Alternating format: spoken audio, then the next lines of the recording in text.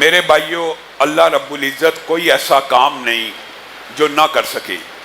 اجیب دعوت الداعی اذا دعان، یہاں پر اللہ رب العزت نے اپنے قریب ہونے کا جو تعلق بتایا وہ دعا کے ساتھ بتلایا۔ ویسے ایک جگہ پہ قرآن پاک میں ایسا بھی ہے کہ وَنَحْنُ أَقْرَبُ إِلَيْهِ مِنْ حَبْلِ الْوَرِيدِ، ہم آپ کی شہرگ حیات سے بھی زیادہ قریب ہیں، لیکن وہاں پہ عمل نہیں بتلایا۔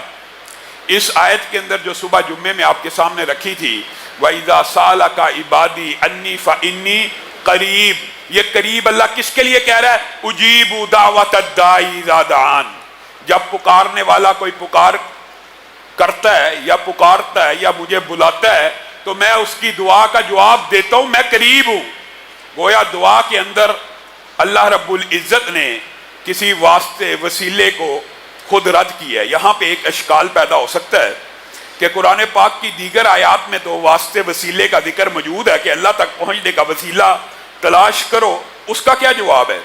تو میرے بھائیوں یہ بات یاد رکھیے گا، آج تعصب کے بغیر شرع صدر کے ساتھ اہل حدیث کا، اہل توحید کا موقف سمجھے۔ اگر آپ کو بات سمجھ آ جائے قبول کر لیں، اور اگر آپ کو سمجھ نہیں آتی آپ اپنے دلائل کو مزید راستہ پہ راستہ کریں، ان کے اوپر غور و فکر کریں، مزید دلائل سامنے لے کے آئیں۔ قرآن و سنت میں وسیلے کے اعتبار سے تین چیزیں ملتی ہیں کہ جن تین چیزوں کا وسیلہ دے کر اللہ رب العزت سے دعا کی جا سکتی ہے۔ ویسے تو اس آیت میں انی قریب کے بعد اللہ نے ساتھ ہی کون سا عمل بتایا؟ اجیب دعوت الداعی اذا دعان۔ کسی کے گمان میں یہ نہ رہے میں دور ہوں، میں پکارنے والے کی پکار کا جواب دیتا ہوں، لیکن ساتھ اللہ رب العزت نے تین جائز اقسام کو بھی بیان کر دیا، اور قرآن پاک میں ان کے ثبوت اور احادیث میں ان کا ثبوت ملتا ہے۔ اگر کوئی چوتھی قسم حدیث سے ثابت ہے، ہمارے سر آنکھوں پر ہم نے یا ہمیں تو کئی اہل حدیث جاتا ہے، اگر حدیث آ جائے اور اس کے آگے ہم عقل دوڑائیں یہ ممکن نہیں ہے۔ حدیث ہوگی ہم سر تسلیم ہم کر دیں گے۔ نبی کریم صلی اللہ علیہ وسلم اور احادیث اور قرآن و سنت کی روشنی میں یہ بات سمجھ آتی ہے۔ اللہ رب العزت کلام حمید میں خود ارشاد فرماتے ہیں وَلِلَّهِ الْأَسْمَاءُ الْحُسْنَى فَادْعُوهُ بِهَا، اللہ قریب تو ہے لیکن اللہ کے بہت سے خوبصورت نام ہیں، ان کے ذریعے اللہ کو پکارا جا سکتا ہے۔ یہ کون کہہ رہا ہے؟